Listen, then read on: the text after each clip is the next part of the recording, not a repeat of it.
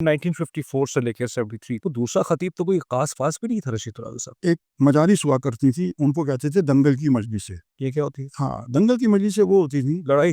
یعنی وہ اس زبان تھی ان کی، اس میں تمام ہندوستان سے علماء آتے تھے. یعنی مولانا کبن صاحب آ رہے ہیں، اللہ مقام ہو. علامہ نقی. جی بالکل، علامہ نقی صاحب آ رہے ہیں.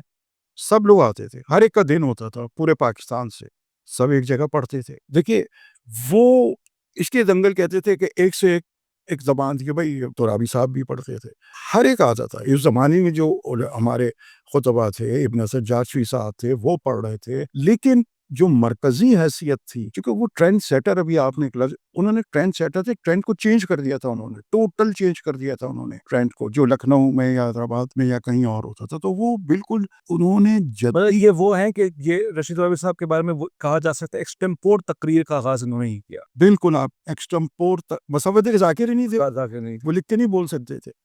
اپنے پوائنٹ ضرور لکھتے ہوں گے، جو بولنا ہوتا ہوگا. یہ میں کہہ رہا ہوں، مجھے یہ بھی نہیں obviously. اب وہ جو ٹاپک تھا، لیکن اس سے پہلے کبھی عنوان پر بھی مجلس نہیں اٹھ گئی کبھی سجدے پہ وہاں. دیکھیے اچھا، پھر ایک زمانہ یہ بھی تھا اس زمانے میں کہ یہ نہیں ہوتا تھا. آج کل جو سارے یہ ڈیوائسز ہیں، ایک 10 مجلسیں تیار کر لی کسی ذاکر نے، وہ پورے ہندوستان میں پڑھ رہا ہے، کہ نہ یہاں کی خبر نہ وہاں کی خبر.